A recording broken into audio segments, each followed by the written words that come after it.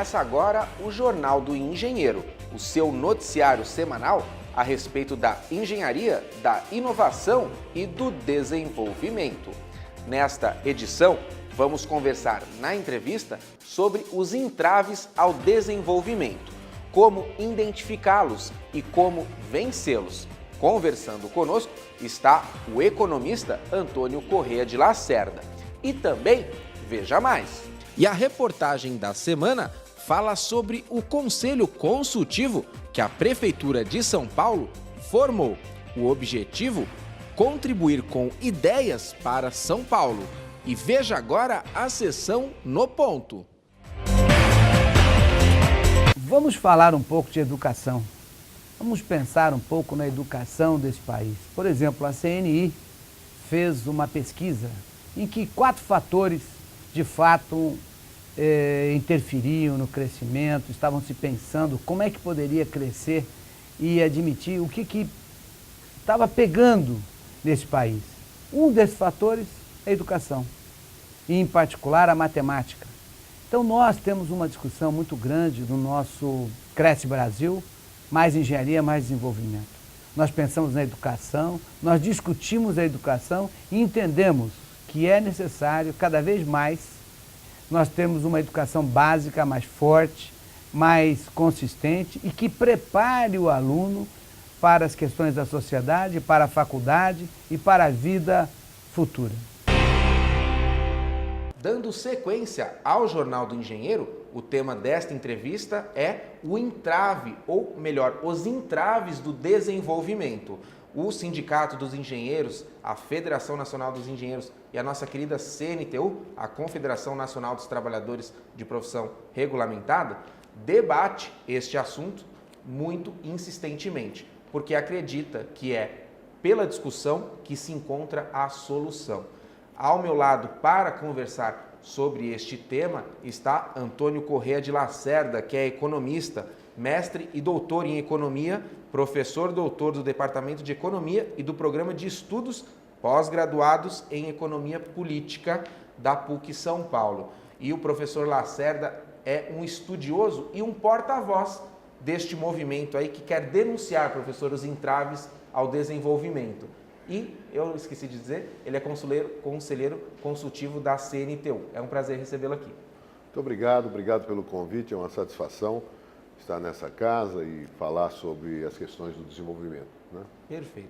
Professor, quando nós falamos de desenvolvimento, a gente tem que inserir o contexto aí. Nós estamos num contexto em que a internacionalização da nossa economia já é um fato, não é de hoje, né? E eu começaria perguntando, qual o panorama desta crise externa e como ela tem afetado o nosso país? Olha, eu diria que a resposta brasileira à crise tem sido muito boa, a despeito de uma certa deterioração que a gente observa no curto prazo da percepção em relação ao Brasil. Eu qualifico um pouco melhor. Veja, nós tivemos países que, diante do reflexo da crise norte-americana em 2009, depois na crise europeia, tiveram quedas do PIB de 6% a 7%. É o caso do México, é o caso da Rússia. O Brasil teve uma pequena queda em 2009 e 2012 e 2013 estão sendo anos de crescimento muito baixo, né? No entanto, eu vejo que, a despeito desse baixo crescimento, o Brasil precisa de uma melhora qualitativa. Quer dizer, nós resistimos bem à crise, mas temos ainda o desafio, em sendo a 6ª, 7ª economia do mundo, em traduzir esse potencial de consumo em maior valor agregado, com mais investimento, mais inovação. E aí passa pela agenda da competitividade, que é o principal ponto que nós temos que melhorar, o ambiente para se produzir, para se gerar emprego e renda no Brasil. Perfeito. Essa mudança de ambiente, professor, gerar emprego, renda, passa pelo setor produtivo, pela nossa indústria e, complementando com uma segunda pergunta, como é que o senhor vê o fenômeno aí que já estão nomeando de desindustrialização no Brasil?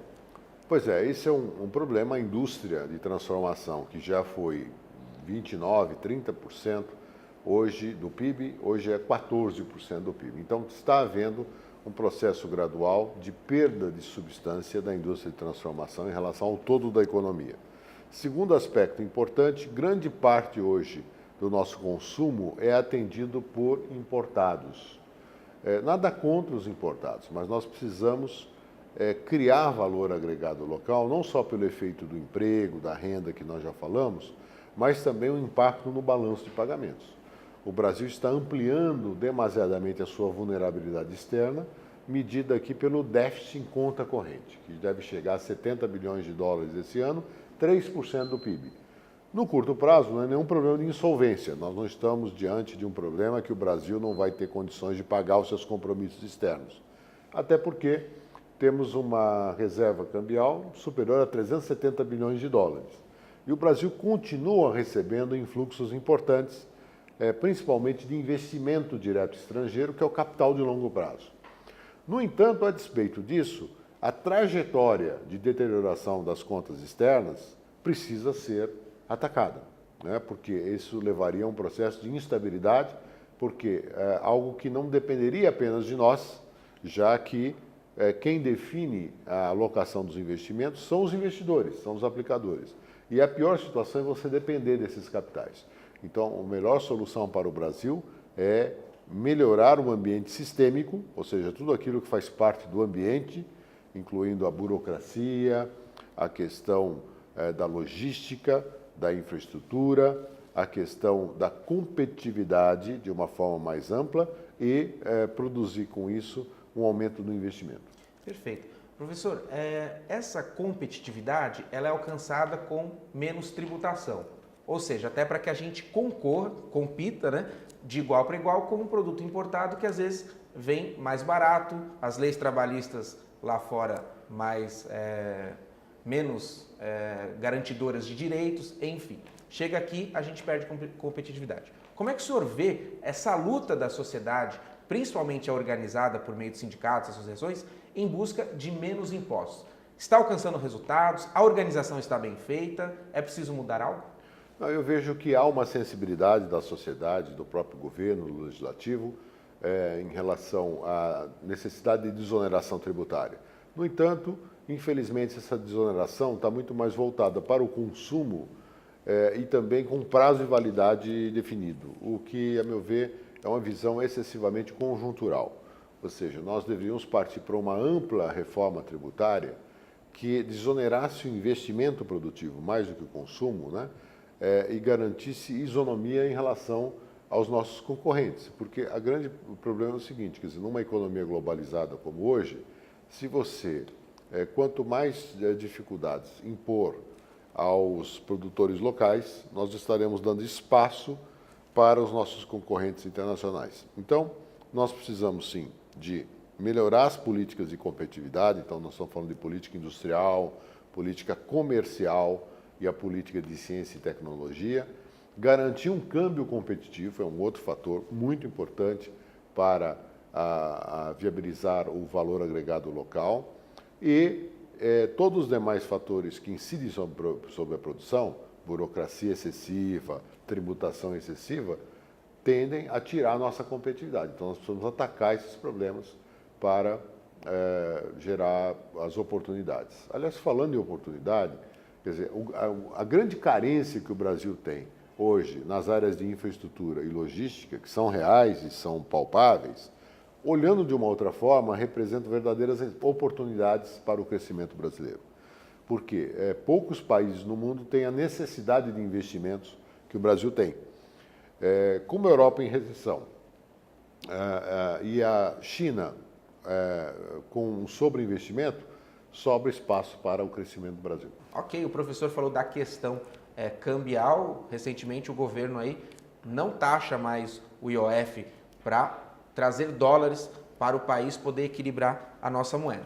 No bloco seguinte, nós vamos falar um pouquinho da sua opinião a respeito das medidas governamentais aí, como é que o nosso governo federal, na sua opinião, tem atuado para combater aí os entraves do desenvolvimento. E também falar do nosso Cresce Brasil, mais engenharia, mais desenvolvimento, falar da CNTU, você vai acompanhar daqui a pouquinho. Ainda nesta edição, a reportagem da semana fala sobre o Conselho Consultivo formado pela Prefeitura de São Paulo.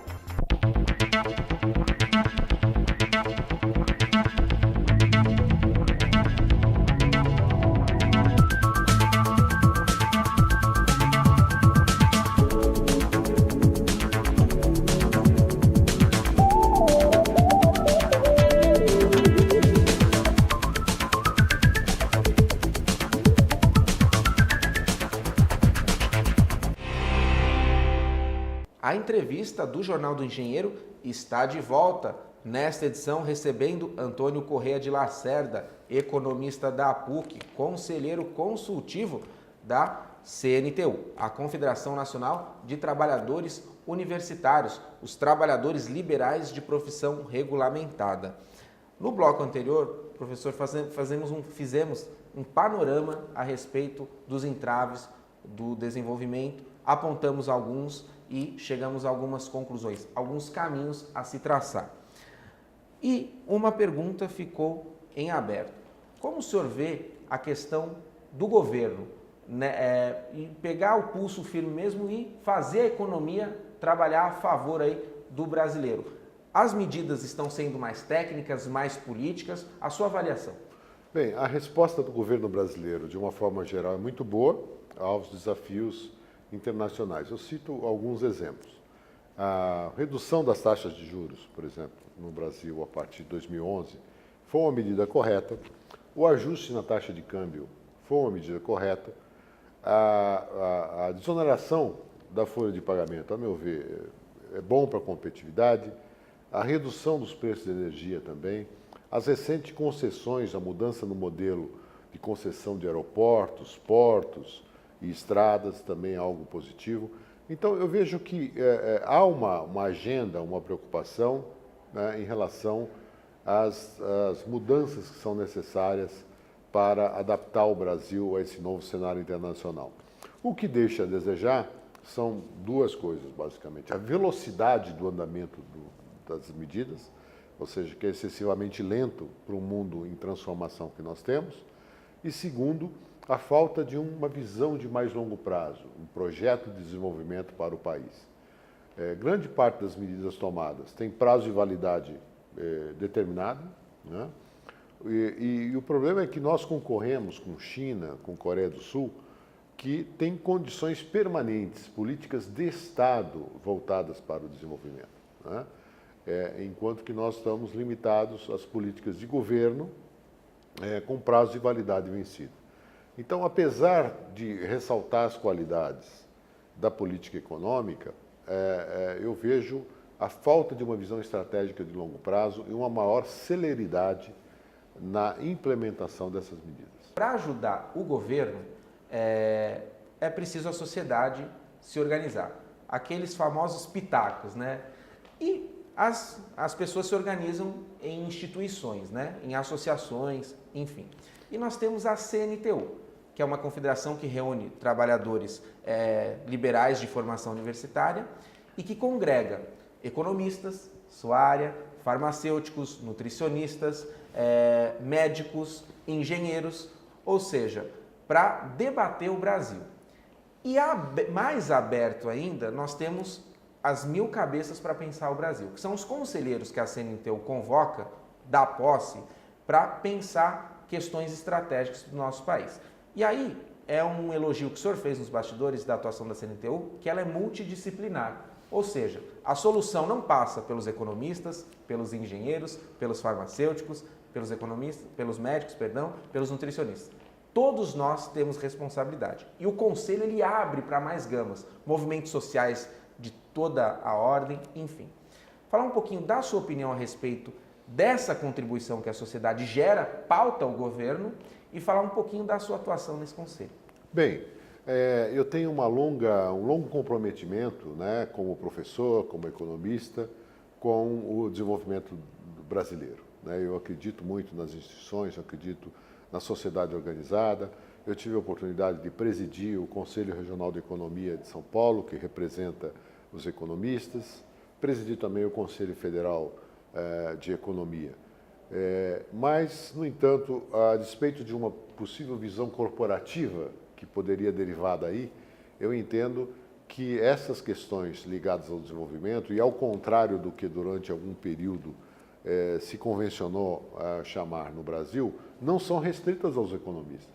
Quer dizer, a questão do desenvolvimento econômico, cada vez mais, é um desafio multidisciplinar, que necessariamente contempla outras profissões, engenharia, medicina, arquitetura, enfim, todos os profissionais precisam ser mobilizados para dar essa contribuição. Qual o diferencial desses profissionais? É que tem a visão técnica, tem conhecimento a serviço da sociedade. Quer dizer, a mobilização da sociedade, de uma forma geral, é que faz as coisas acontecerem. Nós falamos, por exemplo, da questão tributária. Nós só viabilizaremos uma ampla reforma tributária, a meu ver, no Brasil, quando houver uma pressão maior da sociedade, né? Porque há uma resistência muito grande, porque os políticos tendem a ter uma visão restrita ao seu mandato. Eu estou sendo aqui genérico, e quando a gente faz generalidade, a gente comete injustiças. Mas eu diria que, na sua maioria, os políticos têm uma visão muito voltada ao seu mandato, né? E não uma visão de Estado, uma visão de longo prazo.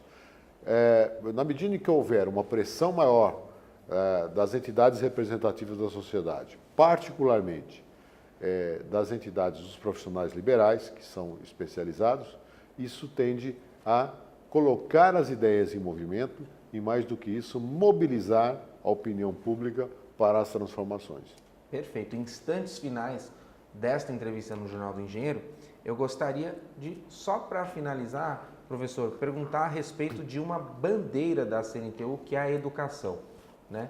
Sem educação, o país não avança. E falar um pouquinho, e que o senhor falasse um pouquinho a respeito deste tema, que, se não bem tratado, se transforma em entrave para o nosso desenvolvimento. Sem dúvida, né? Eu posso falar da minha experiência pessoal, inclusive, como professor, que sou há mais de 20 anos, professor universitário. Eu vejo que, realmente, a educação é algo fundamental, mas eu diria que não é só uma questão de política de governo. É preciso um maior engajamento, a meu ver, das famílias, né? Para ir direto ao ponto, no seu compromisso com a educação. O que eu percebo hoje é que a família brasileira, diante da necessidade da mulher entrar no mercado de trabalho, do pai ter que se desdobrar, às vezes, em vários empregos, ou esticar suas jornadas de trabalho, tem delegado a educação para as escolas, né? E o que ocorre é que grande parte da formação do indivíduo vem do bojo da família, os valores, os princípios, os compromissos, né? Então, o que eu observo muito como professor universitário, e mesmo em universidade de elite, como é o caso da PUC de São Paulo, onde eu dou aula, eu recebo lá estudantes da classe média alta, sem essa educação básica, quer dizer, de respeito aos valores, de respeito aos prazos, né, aos compromissos com a própria educação, né?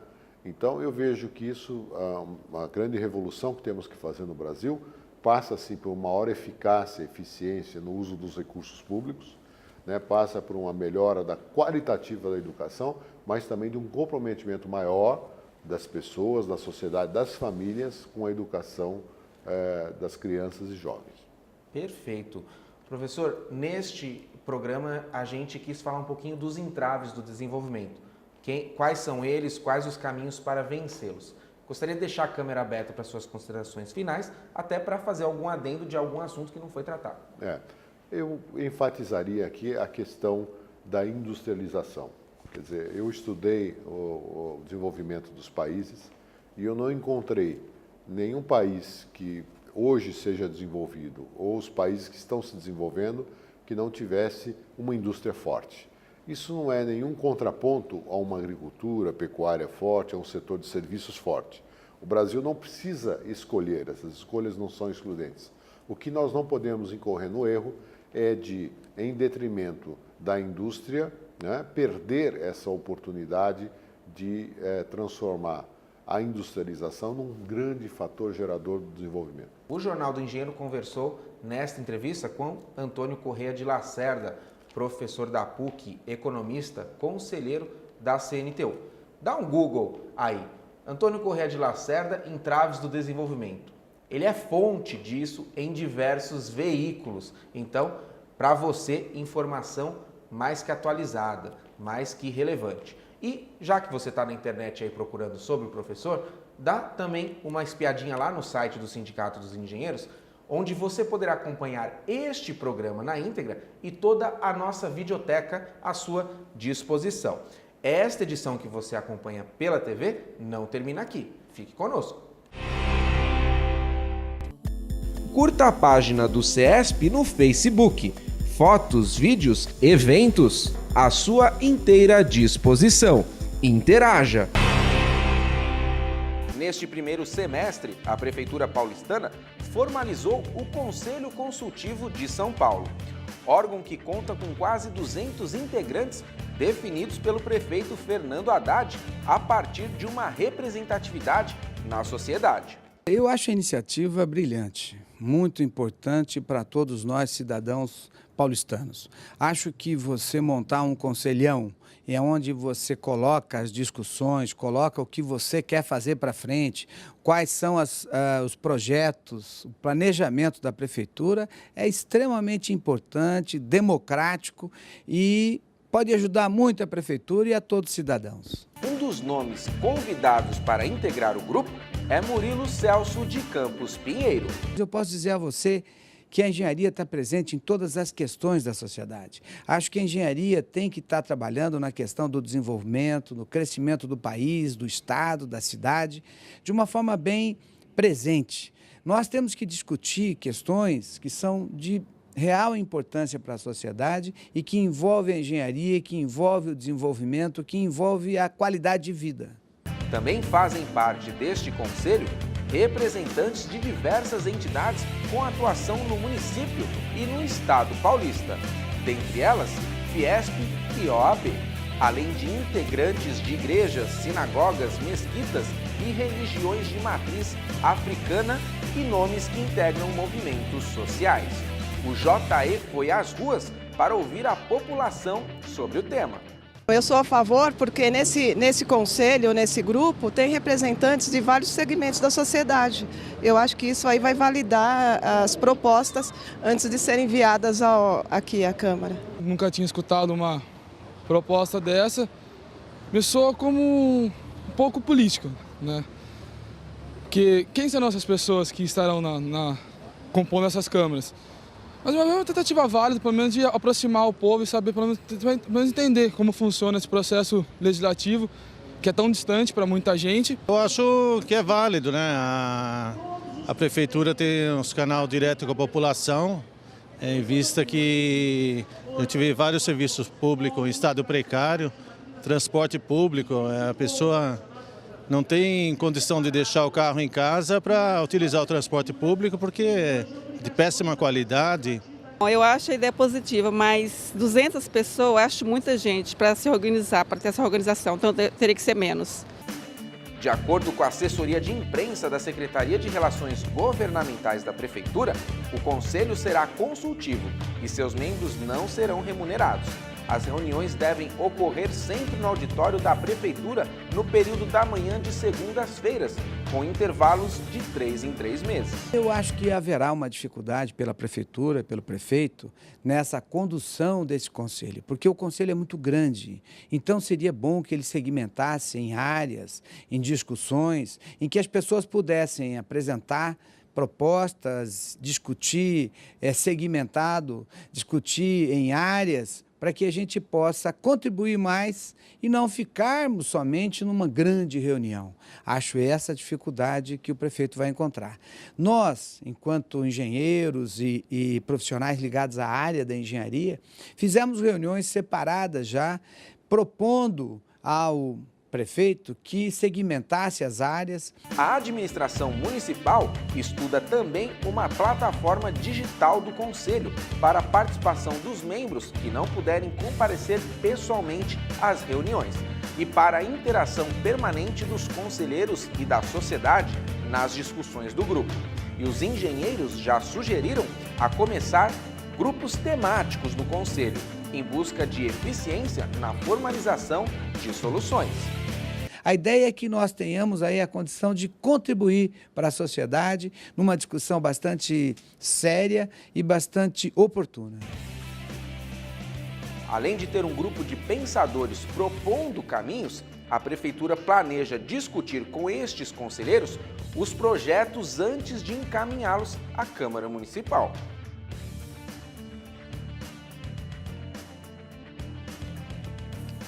Para saber mais a respeito da contribuição do Sindicato dos Engenheiros do Estado de São Paulo, a Sociedade Paulistana, acesse o nosso portal na internet.